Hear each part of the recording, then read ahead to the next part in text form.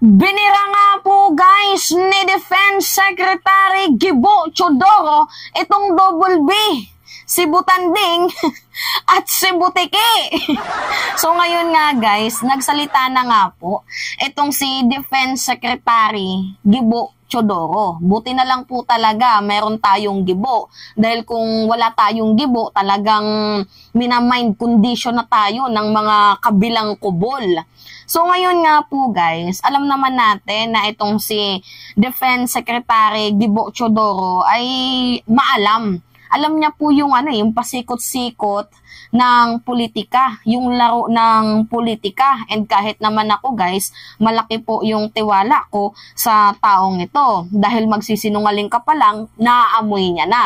So wala talagang binatbat dito yung Duterte boys once na nagsalita na itong si Defense Secretary Gibo Chodoro. So ngayon nga po guys, meron siyang pakiusap. Meron din po siyang panawagan sa mamamayang Pilipino. Sabi niya, may kasunduan man o wala. Yung tinutukoy niya dito guys is yung gentleman's agreement, secret deal ni Digong. Tapos dito kay Roque, pina-improve gentleman. Tapos as time goes by, ginawang status ko na ni Roque. Now anyway, ito na nga po guys, yung ibig sabihin ni Defense Secretary Gilberto Chodoro, may kasunduan man, totoo man ang gentleman's agreement or hindi, wag na wag po tayong magpapalaglag sa trap, sa black propaganda, sa manifestation ng China. Kasi alam niya na itong si Roque, itong si Panelo, si Butiki at si Butanding, part po yan ng black propaganda ng China para ilihis daw po tayo sa totoong issue. Paalala niya po guys, wag na wag daw po nating kalilimutan ang totoong issue.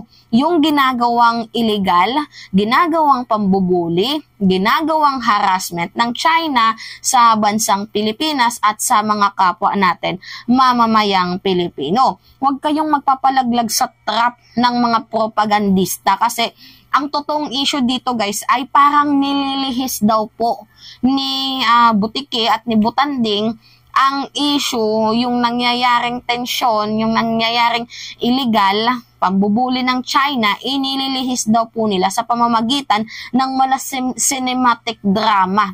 Cinematic, tama ba ako? Cinematic drama, yung parang pakulo nila, 'di ba? Itong si Roque, sabi niya, may gentleman's agreement, kung sumusunod lamang sana kayo sa napagkasunduan, wala sanang 'di ba? Wala sanang water cannon. Ganyan yung sabi ni Roque. Tapos ito namang si Panelo, pinaantay muna nila guys ng linggo.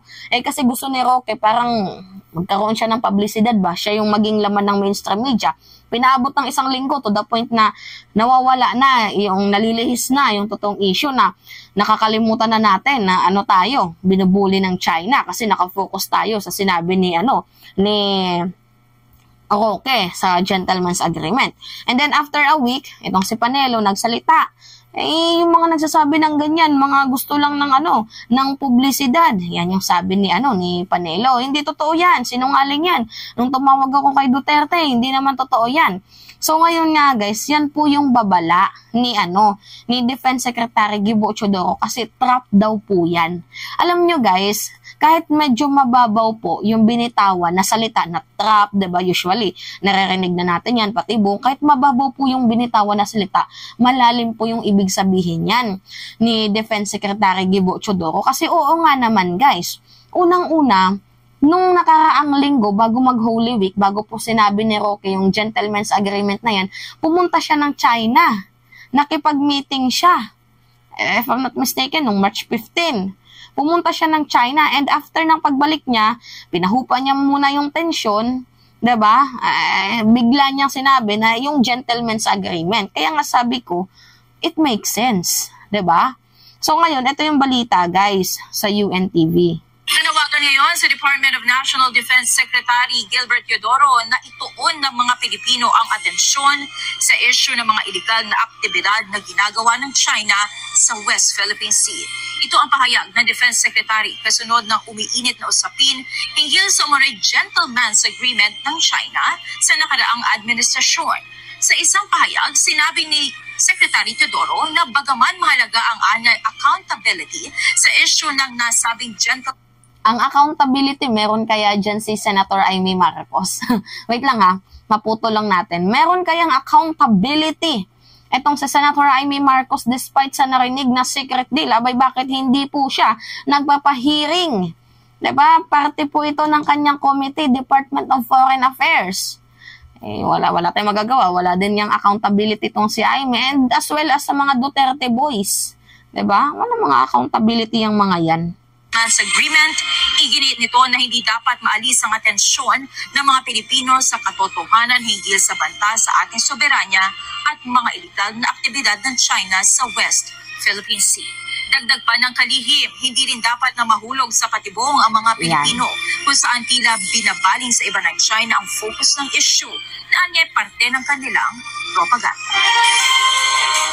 Narinig niyo yan, guys? Dagdag pa ni Gibo Teodoro, wag na wag kayong magpapahulog, mahuhulog sa patibong, sa trap ng China. Kasi yung totoo dito is inilihis daw po nila yung totoong issue. Kasi yung issue naman talaga dito, guys, yung water cannon sa atin. Yung issue dito, guys, yung dangerous, yung helicopter, diba? Yung 50 meters away lang from the land. Na to the point na parang liliparin na yung ating mga missionaries doon. Diba? Yun, guys, yung totoong issue, yung ginagawang pambubuli ng China. Ngunit, ang ginagawa, guys, ng Duterte boys, gumagawa sila ng ng palabas. Gumagawa sila ng drama na para sila yung pag-usapan, sila ito yung maging laman ba ng mainstream media. Instead na yung dapat pag-usapan natin, yung dapat pag-focusan natin is yung mga mahalagang bagay. Yung pambubuli sa atin, paano, diba, paano natin magagawa ng paraan, maisaayos, yung foreign policy natin, di ba? Yung mga ganyan, diplomatikong pamamaraan, yan dapat yung pinag-uusapan natin, kaso hindi. Masyado tayong nabilog, masyado tayong, guys, minanipulate ng mga Duterte boys na para sila yung pag-usapan, kahit nga yung mainstream media, pinatos itong gentleman's agreement na tinutukoy ni Roque, as well as kahit nga din ako. Pero yung totoo pala dito, guys, is nililihis lang pala nila tayo. Alam nyo kung bakit pumasok to sa isip ko? Kasi it makes sense, guys. Nung si Roque pumunta ng China bago mag-Holy Week, sabi ko, okay, ito ata yung tinutukoy ni Defense Secretary Gibo Teodoro na hinuhulog nila tayo sa trap, hinuhulog nila tayo sa patibong. Yan, guys, yung aking nakikita dito sa pagkabasa ni Defense Secretary Gibo Teodoro sa ginagawang, grabing aktingan ni Butiki at ni Butanding. So, grabe, magaling talaga itong si Gibo. Buti na lang meron tayong Gibo. Now, napasok sa isip ko na dapat hindi na natin to pinag-uusapan. Yung pag-usapan natin, at huwag natin kalilimutan, is yung ginawang pambubuli na gusto niyang ipahiwatig, bumoses tayo ng bumoses. Hindi sa gerang pamamaraan, bagko sa diplomatikong pamamaraan. Gets nyo? So, yun lang po, guys. Yan po yung yung update na pagpatol ni Gibo sa Double B, si Butiki at si Butanding. Now, anyway, yun lamang ho, guys. At it's me again, si Mima Alicia Nyot. Nagbabalik ulit para sa ating panibagong video.